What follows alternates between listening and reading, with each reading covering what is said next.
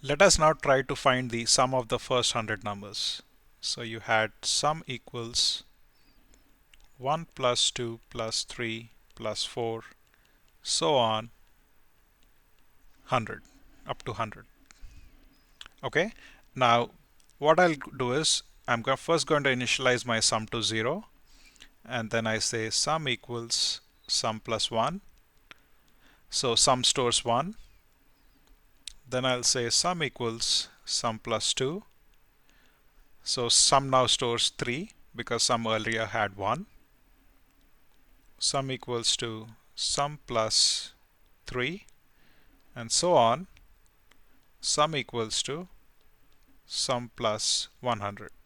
Now using loops, I can reduce this problem greatly.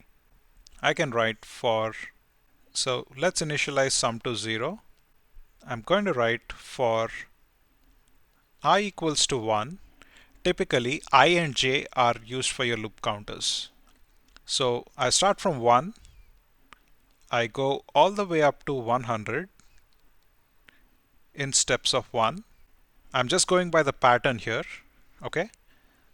And my loop statement would be sum equals sum plus I, right? So your sum is initially 0, so this one matches up with this one, and all of these are going to match up with this, right? So when I is 1, 1 is less than 100, which is true. So jump into the loop, execute sum equals to sum plus 1, modify I becomes 2, test the condition again, go into the loop, say sum equals to sum plus 2, modify the value of I, check the condition again, it's going to be true, so you do this, and once you hit 100, 100 less than or equals to 100 is true, go into the loop, you say sum equals to sum plus 100, modify the loop counter, it becomes 101. 101 is less than or equal to 100, which is false, therefore exit the loop. And you can print the value of sum outside the loop. Let's take another problem. Now I want to find the sum of all the odd numbers between 1 and 151. What would my loop statement be? I say again sum equals to 0 for I equals to 1, I less than or equals to 151, I equals I plus 2. Now I'm going in steps of 2 and not in steps of 1, because if I go in steps of 1, I'll be able to go from 1, 2, 3, 4, 5 all the way up to 151, but I am only interested in the odd numbers. So I can write sum equals sum plus I. Let's take one more problem.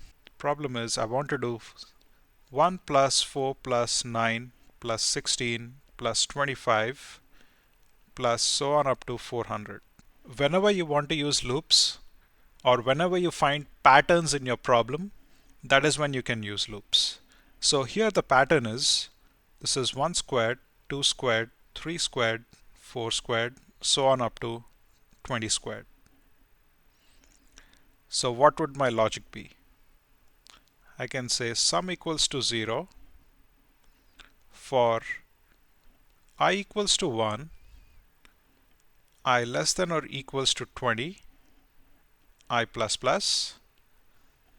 Basically, I just want to find the sum of the squares of the first 20 natural numbers. It's going to be sum equals sum plus I star I. That's it. So this loop is executed 20 times. Another important point with loops is, just like your if and else statement, if there is only one statement under if, you can choose to ignore the brackets. The same thing can be applied for the loops. So if you have for I equals to 1, I less than or equals to 20, I plus plus, and you have only one statement, I can just write sum equals to sum plus I star I. This is totally valid. Let's take one more problem. So you're given a code as follows. For I equals to 1, I less than or equals to 400, I equals to I star I, and I have just one statement under the loop.